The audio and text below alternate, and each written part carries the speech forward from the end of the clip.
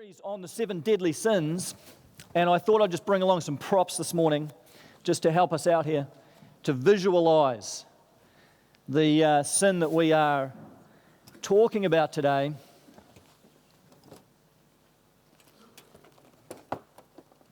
So this is the remnants of last night's dinner at our place, and because, with every sermon that I preach, I just want to make sure I do my research thoroughly. It's just very important, every subject, that I really just get right into it, and just really get my head around it. So I felt like gluttony, I just had to really understand fully the significance of the topic. So hence Pizza Hut. And in fact, does anyone remember with Pizza Hut, they used to do these Pizza Hut buffets? Does anyone? Yeah. When I was going through school, we had Pizza Hut buffet. I don't know how many of them there were, but they had one on Northcote Road, and me and my school friends used to go down there from time to time, and you just pay a flat fee. I don't know how much it was. It didn't feel like it was exorbitant, but once you've paid the price, then it is all you can eat pizza, and it was wonderful. So you just get as much as you want. And I'm a fairly skinny person, so I could never really tuck away that much pizza. My maximum was always about 4 or 5 pieces of pizza. I always wished I could do more. I just felt so bad about myself. I couldn't really fully indulge as much as other people. But we had this friend, Danny. And Danny was a big guy. And he could put away, I don't know, I want to say almost 2 whole pizzas. I mean, he just went for it. And he could just get into this stuff and just make it disappear. So we would gorge ourselves on as much pizza as we could. But that was only half the buffet. Because after you have completely sickened yourself with all-you-can-eat pizza, you've then got all-you-can-eat dessert. It's part of the same price. So it doesn't matter how full you are, you then get your dessert bowl and head up to the old soft-serve machine, and away you go. Fill that bowl up and maybe go back for seconds of dessert, thirds of dessert with all your lollies on there and all the syrups. And after that, we would just feel so utterly sick, and we'd go across the road. There was a big park across the road from Pizza Hut, and we would just be lying in this park. In fact, we'd have competitions sometimes to see who could even walk in a straight line after this gorge fest. And we would just lie there just in this state of just kind of moaning with kind of pleasure and indigestion and sickness all at the same time. So that was kind of my earliest and most vivid experience of gluttony, which is the topic that we're looking at this morning. And we've been working our way through this series on the 7 deadly sins. And this is I've never heard a sermon on gluttony. I've certainly never preached a sermon on gluttony, and I may never preach a sermon on gluttony again. But here we are. It's one of those funny old topics. And I think the stereotype that we have of gluttony is that picture of me at the Pizza Hut buffet. It's the person that completely pigs out on food and totally gorges themselves with food just to a crazy extent, and they go way too far, and they just eat massive, excessive amounts, and they've got no self-control, no self-discipline in regard to food at all. That's kind of typically what we associate with gluttony, and we associate gluttony with obesity and bad health, and we just think it's this excessive overeating. And that is one type of gluttony. That's one form that gluttony takes, but it's only one form. Gluttony is actually a lot more than that. It goes a lot broader than that and a lot deeper than that. And it shows up in our lives in some ways that we might not expect it to show up in, some ways that we might not normally associate with gluttony. So I want to unpack this topic with you a little bit, look at a few different scripture verses this morning, and pleased to see the youth here just, pigging out while I'm talking. It's just, they're really just embodying the topic this morning, eating popcorn over here, getting into the spirit of things. It's good to see, guys. Good to have you in the service, young people. Awesome to have you here. So Philippians is where we're going to start this morning. Philippians chapter 3. And this is written by the Apostle Paul. And Hamish looked at Paul last week as an example of anger, good anger, righteous anger. We won't look at Paul as an example of gluttony, because I don't think he really was a glutton. But Paul has something to say about this particular topic, which gets us to the heart of it. In Philippians 3, we'll read from verse 17. He says, "Join together in following my example, brothers and sisters, and just as you have as a model, keep your eyes on those who live as we do. For as I have often told you before, and now tell you again, even with tears, Many live as enemies of the cross of Christ. Their destiny is destruction. Their God is their stomach, and their glory is in their shame. Their mind is set on earthly things. So Paul here is he's talking specifically about non-Christians. He's talking about unbelievers, and you can tell that because he talks about they're enemies of the cross of Christ. And so these are people that don't follow Jesus. But some of the things he says about them are just as applicable to Christians and non-Christians, including this phrase, their God is their stomach. And that really gets pretty close to a definition of gluttony, I think. That gluttony means making a god out of our stomach. It's not just about how much food you eat. It's not about the sheer volume of food you eat. Gluttony happens when we make a god out of our stomach. And we can do that in a range of ways. It's when our physical appetite overtakes our spiritual appetite.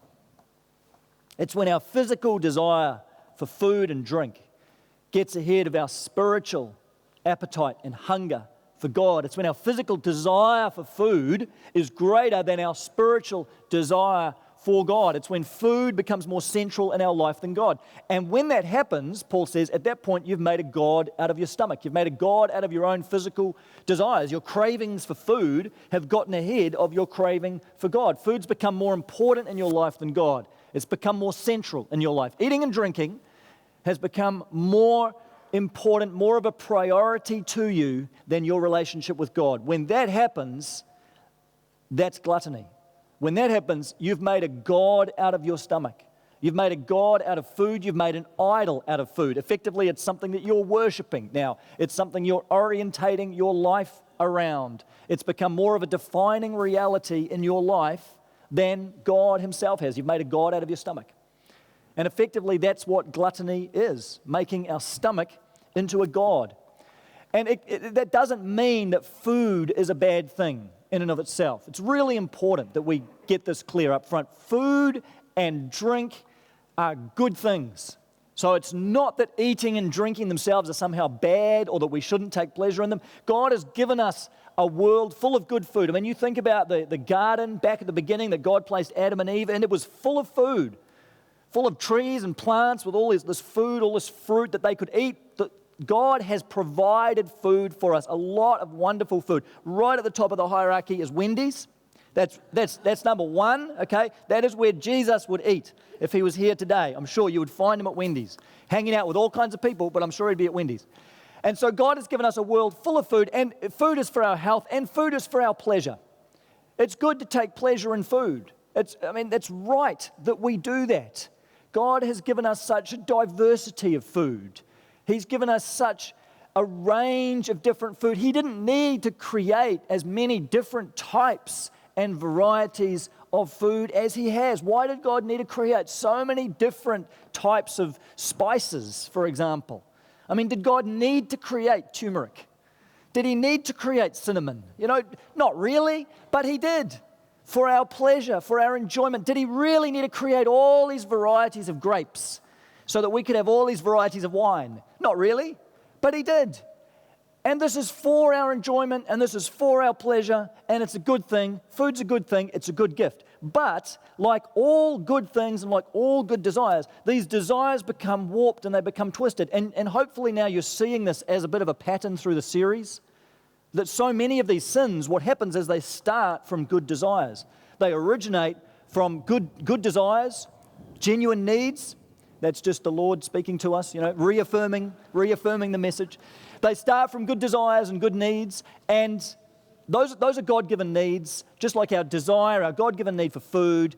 But along the way, these become selfish, and we take those desires and we take those needs and we twist them and we warp them and we just turn them towards self-satisfaction. So let me give you a definition of gluttony to sit alongside Paul's definition of our God as our stomach. Gluttony happens when our God-given desire for food becomes distorted and expressed in excessive or obsessive ways. When our God-given desire for food becomes distorted and it gets expressed in ways that are excessive or obsessive. Okay, now that's quite a broad definition. That encompasses a lot more than just how much you eat. The issue is not really how much you eat. The issue is how you use food and how we relate to food and how we relate to eating and drinking in general. It's a much broader topic. So I want to look at gluttony under three headings, three different ways in which gluttony is expressed in our life. I want to look at how we eat, and then what we eat, and then why we eat. All three of these are ways in which gluttony is expressed. Can you still hear me? Might need to crank up the volume a bit, depending on what the rain and the hail do. So, first of all, gluttony happens through how we eat. Now, let me read you a passage from the book of Proverbs. Proverbs chapter 23, verse 20. Do not join with those who drink too much wine or gorge themselves on meats. For drunkards and gluttons become poor, and drowsiness clothes them in rags. The word glutton there, the word means to shake off. To shake, and it's got the idea of shaking off all restraint, shaking off all self-discipline. Maybe this is where Taylor Swift got a bit of inspiration from. Shaking off all control, shaking off manners, shaking off politeness, shaking off etiquette, and just gorging ourselves on food. So this is the classic picture of gluttony. This is the classic picture of me at the Pizza Hut buffet, gorging yourself on way too much food. But the thing with gluttony is a habit. It's not just something that you do one time. I mean, it's one thing to have a massive binge fest at one time. But gluttony becomes gluttony really when it's entrenched as a habit in our life. So if you have this habit of consistently eating way more than you know you should, or eating just constantly bad food, just rubbishy food, or you're just living on Red Bull to get you through the day, and that's the only thing that's keeping you going through the day, that's more of a sign that gluttony's got a bit of a hold in your life. That's the sign that you're lacking a bit of self-control. And it also affects the way in which we eat with other people and how much self-restraint we have when we're eating with other people. We've all had this situation when you remember what your family has someone over for dinner. So your family has another family over for dinner. And at a certain point, it becomes apparent that there's not going to be quite enough food for everybody to have a full plate. And so maybe your spouse is cooking or your parents are cooking or whatever, and they say, okay, here's what's going to have to happen. The family is going to have to hold back. Family's got to hold back, and the guests need to we need to make sure the guests have everything that they want and their plates are full before family dive in. It's getting pretty full on. Can you still hear me okay? All right, we'll carry on. Now, I don't know how easy you find it to do that. The family hold back. I don't find that easy when I hear family hold back, because I want to get in there for seconds. I want to get in there for thirds. I want to just go for it without thinking about other people. And maybe if you find that a hard thing to do, if you find the family hold back thing hard to do, that could be a sign that in some ways gluttony is a temptation for you, that you lack a little bit of self-control in this area. And so one of the ways, and only one of the ways in which gluttony is expressed is through how we eat. Overeating, this habitual idea of overeating, eating badly, and not having consideration for others in the ways that we eat. So how we eat, and then the second way that gluttony is expressed is in what we eat. Now there's a wonderful quote I want to read you here from C.S. Lewis. And he describes this particular form of gluttony around what we eat. And it's not the kind of thing that we would normally associate with gluttony. But see if you can pick up how gluttony comes through here. He's describing a particular woman, particular kind of person. And he says, she is a positive terror to hostesses and servants. She is always turning from what has been offered to her to say with a demure little sigh and a smile, "Oh, please, please, all I want is a cup of tea, weak but not too weak, and the teeniest, weeniest bit of really crisp toast." You see? Because what she wants is smaller and less costly than what has been set before her. She never recognizes as gluttony her determination to get what she wants, however troublesome it may be to others. At the very moment of indulging her appetite, she believes that she's practicing temperance. In a crowded restaurant, she gives a little scream at the plate, which some overworked waitress has set before her, and she says, "Oh, that's far too much. Take it away and bring me about a quarter of it." If challenged, she would say that she was doing this to avoid waste. In reality, she does it because the particular shade of delicacy to which we have enslaved her is offended by the sight of more food than she happens to want. So C.S. Lewis is describing this form of gluttony that he calls the gluttony of delicacy. You'd never accuse that woman of eating to excess. You'd never accuse her of overeating.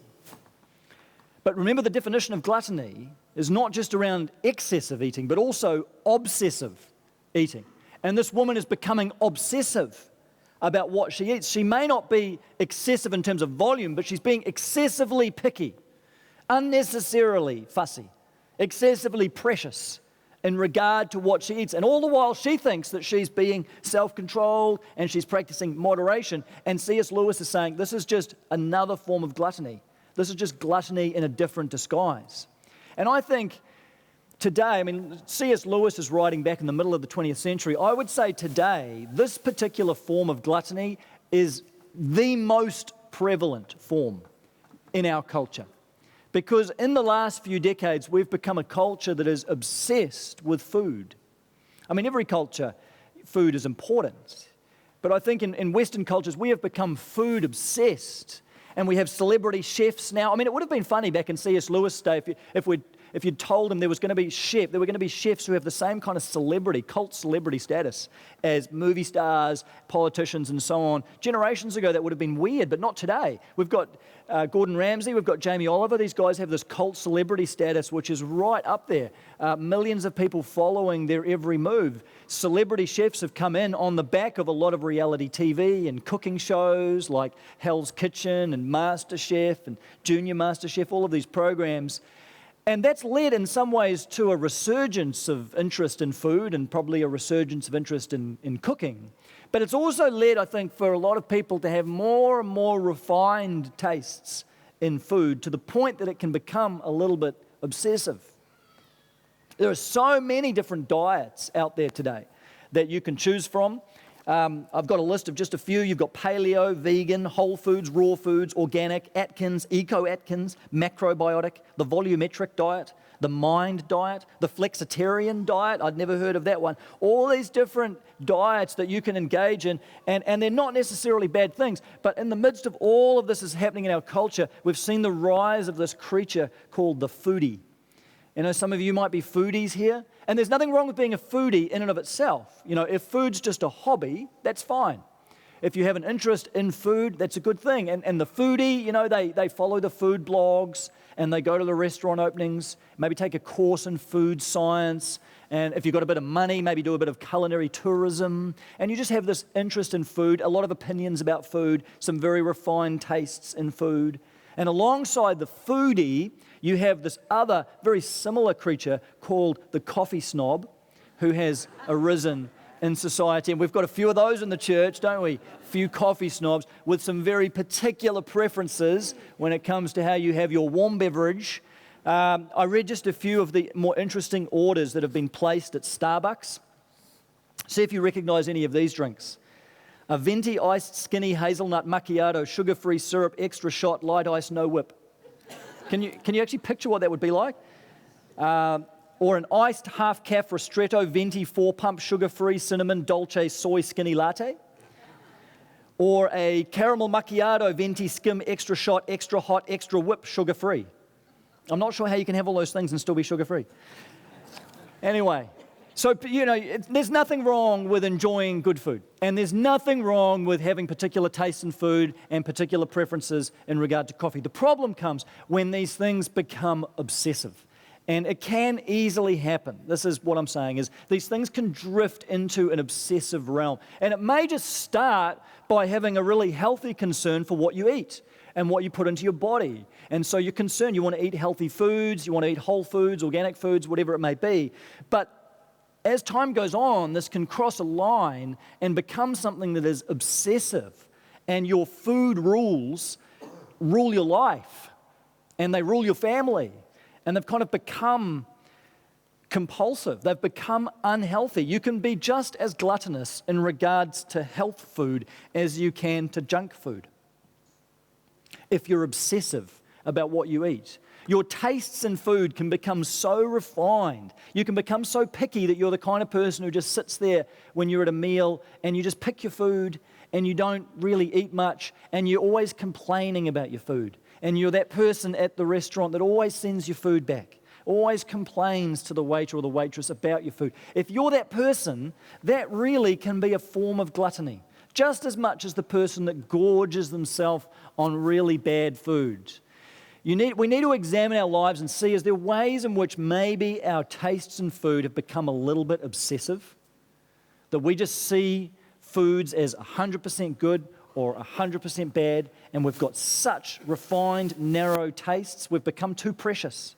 We've become too picky. We've become too delicate, C.S. Lewis would say, in our tastes. And if that's you, then it may be that this particular form of gluttony has gotten a little bit of a hold in your life, and you'd never call it gluttony. You'd never thought of it as gluttony before now. And you can justify it as this is healthy eating, and this is looking after my body. But in fact, if you probe a little deeper, you realize it used to be that maybe, but now it's become something else. Now it's just become an obsession with how much or little or what type of food I'm eating. And that is a form of gluttony. It's the gluttony of what we eat. So gluttony can be expressed in how we eat, it can be expressed in what we eat, and it can be expressed also in why we eat. Because a lot of the time in our lives, when we experience pain and we experience stress or we experience anxiety, one of the ways in which people cope with this is by eating. And it's just like you'd take painkillers to numb the physical pain. We eat food to numb the emotional pain in our lives.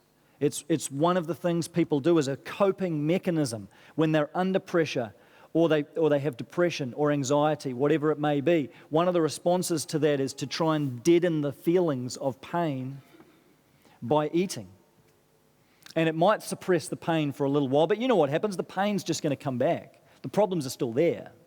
The underlying issues are still there. And so then the pain comes back, and then you've got to go back to the overeating to try and deal with the pain again. And probably you feel worse about yourself because now you're in this cycle of overeating and making you feel worse physically and emotionally. We get stuck in the spiral. And by the way, this happens just as much on the other end of the spectrum as undereating. Undereating is another way in which we cope with stress, pressure, anxiety, depression in our lives. I encountered this last week. I had lunch with a friend who's got severe depression, and we met for lunch, and he hadn't eaten all day up to that point. And I thought at first that was because he's really strapped for cash. He is hard up for cash. But it turns out, no, he'd visited a food bank, and he had food. He even had food in his car, but he hadn't eaten it. He hadn't had any breakfast. And so we got talking about this, and he said the reason he hadn't eaten is because hunger makes him feel alive. That's what he said. And that was an eye-opener for me. Hunger makes him feel alive. And I think what he's saying is that in some ways, the feeling of hunger is preferable to some of the other feelings that he has. So he's got a choice as to not eat. And so he chooses that because it's a way of trying to distract himself from these other painful feelings that he has, these other emotions that he has, and it makes him, hunger is a better alternative in his mind. And so both undereating and overeating can be a way of masking pain in our lives and trying to fill sometimes this void in our life that is left. And I want to be careful here because I know we're venturing into this area where food, overeating, undereating can be related to mental illness. And where there's genuine mental illness involved, the last thing you need is me to come along and tell you that you're just a glutton and this is just sin and you just need to deal with it. If you're experiencing a genuine eating disorder, and if in any way this is connected to mental illness in your life, what you need to do is to seek help. What you need to do is to reach out to someone and open up to someone who can genuinely help you. You certainly don't need to be labeled. You don't need to be condemned. You don't need to feel guilty. What you need to do is to reach out to someone that can help you, to see a counselor, to see a professional who can begin to help you break free of that addiction, break free of that compulsion, whatever it may be. And we're not a community that is going to judge in any way. I just want to encourage you to seek that help, to talk to someone and to tell your story. And so gluttony can be expressed in any one of these ways. It's how we eat, it's what we eat, and then it's why we eat, which could be as simple as just the eating comfort food just to try and mask some of the issues that are going on in our lives without really dealing with those issues, without really dealing with what is challenging us or what is difficult in our lives. And so because gluttony is such a broad issue, it takes a pretty broad kind of solution. It's not as simple as saying, well, the opposite to gluttony is just eat less. It's not that, because gluttony is not just about eating more. We need a bigger solution to it. And I think the Bible gives us the solution. Let me read a verse from you in 1 Corinthians. You don't need to turn over there. It's just one verse from 1 Corinthians chapter 10. And this, I think, is the remedy to the sin of gluttony. In verse 31, it says, so whether you eat or drink or whatever you do it all for the glory of God. And that really, I think, is the remedy we need to gluttony. It's not just smaller portions of food. It's eating and drinking to the glory of God. Because remember, the problem of gluttony is that our desire has become distorted. Our God-given desire for food is a good thing, but it's become distorted. It's become twisted. So what we need to do is to realign that desire with God and use food in ways that glorify God. It's not eating less, it's a change in approach to eating and drinking. It's a change in the way that we relate to food and the way in which we approach the whole subject of eating and drinking to the glory of God. And so what does that look like? Let me give you three things. We've talked about three ways that gluttony expresses itself in our life. Let me give you three things we can do to start working against the power of gluttony in our life. The first is feasting. And that might seem really strange, counterintuitive in a sermon on gluttony that we talk about feasting, because it sounds like feasting is part of the problem with gluttony. But if we engage in feasting the right way, this can be something that leads us to God. In the Bible, in the New Testament, in the book of Jude, there's this reference to a meal that the early church enjoyed with one another, which is called a love feast. And it sounds maybe a bit dodgy, but it wasn't. It's just the word love is the word agape, which just means self-giving, self-sacrificing love. These agape feasts that the early church has. And it seems like what these were is they were meals that people had in someone's home, and people would gather together. They would begin with prayer. They would enjoy a good meal together. And at the end of the meal, they would transition into the Lord's Supper, because that's the way the Lord's Supper was celebrated in the early church. It was part of a meal.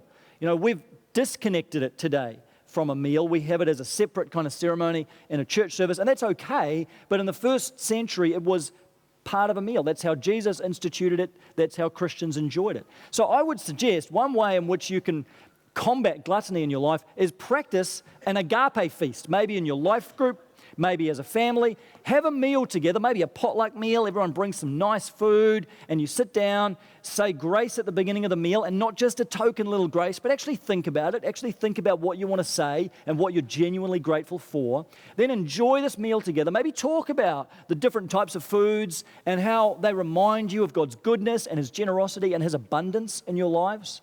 And then at the end of the meal, have someone lead into a time of communion. Maybe read out the passage about Jesus' body and blood, and then go into a time of taking bread and wine or juice and celebrate the Lord's Supper together. Now that's a way of using food and drink to the glory of God, because you're enjoying good food, but in a context where you're appreciating it as a good gift from God. And you're using food to enjoy one another's company and to enjoy God's presence, as well as to enjoy the gift of food. And so if you've never participated in something like that, maybe get some friends together. It can be a great act of hospitality. You can invite some others from outside the church maybe, and have an agape feast, enjoying food and drink to the glory of God. Now the second way in which we can combat gluttony is through fasting. It's the opposite of feasting, obviously, and most people are much less keen on fasting than they are on feasting. Most people are going to go for option 1 rather than option 2. But fasting has an important place. And as you look through the biblical story, as you look through the story of Israel, they engaged in both fasting and feasting. There was this rhythm of fasting and feasting, and both are really important. Fasting is just going without food, not water, not giving up water, but going without food for a period of time to focus yourself more fully on God. If you've got any kind of eating disorder, don't do it. It's just best not to. You don't need to engage in this practice if you've got an eating disorder. There are other things you can do. But for others, fasting can be really, really helpful and healthy. The first thing fasting does is it brings us face to face with what a spoiled brat our stomach is, and the fact that our stomach protests whenever it doesn't get what it wants. And you realize pretty quickly that we don't have nearly as much self-control as we thought we did in the area of food, but that's a good thing for us to realize. That's a good thing for us to be confronted with. And then the idea of fasting is in those times that you would normally eat, you set aside some time to pray, to read Scripture, and to be in the presence of God. And you don't ignore your hunger. You don't pretend you're not hungry, but you use your hunger. And you take hold of it, and you harness that hunger to cultivate a deep spiritual hunger for God. And so you say, God, this physical hunger that I'm feeling, that I'm longing for a good meal right now, I want to desire you even more. I want to have a far greater hunger and thirst for your presence and your power in my life than I'm craving food right now. And I pray you'd awaken in me this desire, this hunger, this craving for you. As the deer pants for water, so my soul longs for you, the living God. That's what we are seeking to awaken within ourselves, because we don't often have that kind of spiritual appetite, that kind of spiritual hunger for God. And sometimes by going without food, we place ourselves in that position where we can cultivate a greater desire for God's presence and His power in our lives. So if you haven't ever fasted before, or maybe something you've done once or twice, think about engaging in that practice. Maybe just start with 1 or 2 meals or a 24-hour fast. Go into it with a plan. Know the times that you're going to set aside for prayer. Don't just leave it to chance, because you will be a little more tired. You're going to be a little bit more irritable. You're going to be a little bit more grumpy. You're not going to feel like doing it. So make a plan and stick to that plan. But it can be a powerful tool in harnessing our physical appetite and channeling it towards a greater spiritual appetite for God. And the third practice that can help us combat gluttony in our lives is feeding. And by this I mean feeding others. Because even though we feel sometimes like we don't have enough and we're just making ends meet, the reality is we have over 1 billion hungry neighbors. We've got over 1 billion people in our world who do not have sufficient water and do not have sufficient food just to meet their basic needs. Some of them are on the other side of the world, places like South Sudan. Others of them are in New Zealand, in Auckland, people that just don't have enough to eat. And Jesus has told us that when He returns, we're going to stand before Him and we're going to be accountable for the way in which we've responded to the hungry. And to some of us, He's going to say, I was hungry and you gave me something to eat. I was thirsty and you gave me a drink. Whatever you did for the least of these, you've done for me. But others of us are going to hear Him say, I was hungry and you didn't give me anything to eat. And I was thirsty, but you didn't give me anything to drink. And whatever you didn't do for the least of these, you didn't do for me. And we'll say, what are you talking about, Jesus? I didn't see these hungry people, or I didn't encounter them, I didn't drive past them.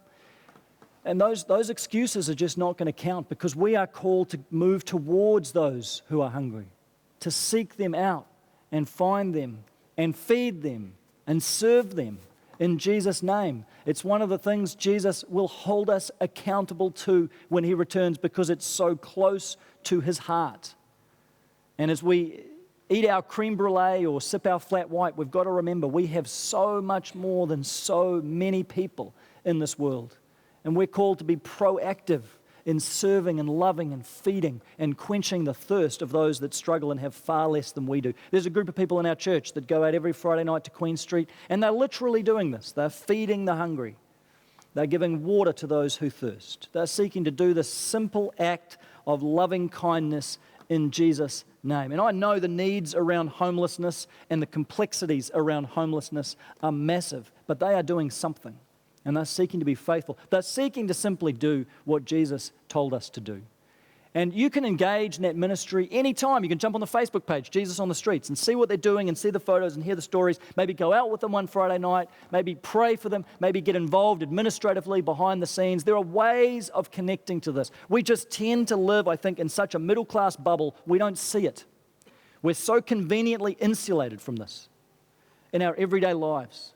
But if we're going to take the call of Jesus seriously, we need to poke that bubble and get out and actually look for where the needs are and see what we can do to feed the hungry and quench the thirst of the thirsty. It's what Jesus has called us to do, and it will be powerful in dealing with our own gluttony.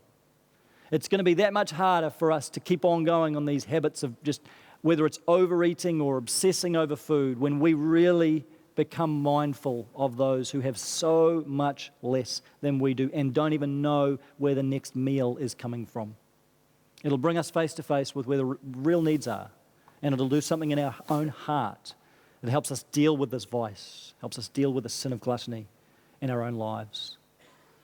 And so through these three practices, through feasting, through fasting, through feeding, these are ways of relating to food, relating to drink in ways that glorify God, using food and drink in our own lives and in the lives of others to honor God and to glorify Him. And so I just want to finish our time, the sermon this morning, by leading us to the Lord's table, which is, I think, such an appropriate way of finishing a sermon on gluttony, because this is a meal that Jesus has given us. And it's so significant, I think, that when Jesus gathered there with His disciples and He wanted a way of showing them and explaining to them and symbolizing to them what His death would mean and what the cross means, that He used food and drink to do this. That He just took these ordinary items of bread and wine and He turned them into sacraments. He turned them into these things that were means of grace through which we can experience and encounter the presence of God. And so as we take these emblems this morning and we internalize this food and we digest this little wafer and this little cup of juice, what we're doing is we're digesting and we're internalizing the grace of God afresh in our lives. Just as our bodies metabolize this food, we are metabolizing the grace of God in our lives, receiving again Christ's goodness and His grace and His mercy in our lives. And I just encourage you to use this time as you take this meal, this very physical, practical meal, to think about all the ways maybe in which your approach to eating and drinking has become a little bit distorted, whatever that might be, whether in how you eat or what you eat or perhaps why you eat, the ways in which that God-given desire has become twisted out of shape in your life. There's so many ways in which that happens. It's no mistake, I think, that the first sin in the Bible involved food. It's the way in which Satan got to the first human beings was through food. And he's been doing it ever since. It is one of the primary temptations that we face in our lives around eating and drinking. So think of all those ways in which eating and drinking have become distorted for you. And then just allow God to bring to your mind some ways in which He might be encouraging you to eat and drink to the glory of God. Whether it's through feasting, maybe He's calling you to a season of fasting, or maybe He's prompting you to respond to some very practical needs in the lives of others around feeding, or maybe it's things like clothing, whatever it may be. It doesn't have to be limited to food and drink. Just be open. Keep your heart open to the ways in which God might be saying to you, here's how I want to transform you in this next season of life so that you eat and drink to the glory of God. Let's allow Him to work in us as we take this meal that reminds us of Christ's sacrifice. Let me pray as we head into that time.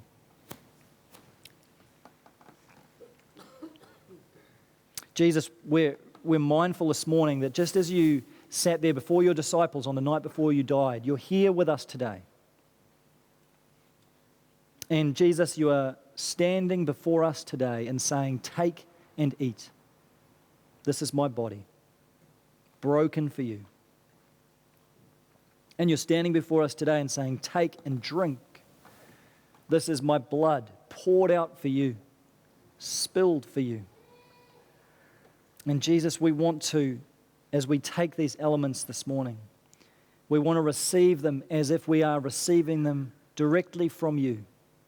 As if it is, Lord, it is you who is standing before us, offering these emblems as signs and symbols and seals of your grace in our life.